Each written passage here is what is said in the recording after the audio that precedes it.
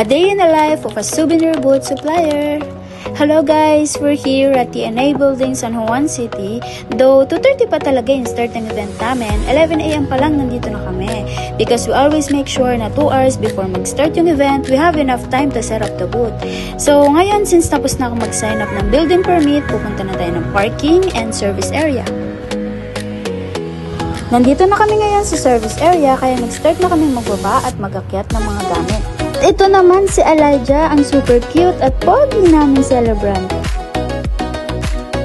Ang laki ng venue na to ang taas ng ceiling at ang laki ng area. Lahat ng supplier sobrang busy mag-assemble at mag-setup ng booth and equipment nila. Ito naman ang itsura after nilang i-assemble. Merong inflatable playgrounds, human claw machines, and other party booths.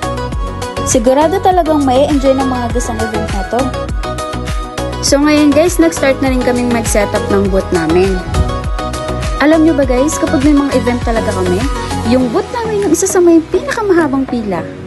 Kaya we need to make sure that everything is ready. Sesame Street nga pala ang team for today, one of my favorite team kasi napaka-colorful niya. And ito nga pala yung itsura niya after namin ma-setup.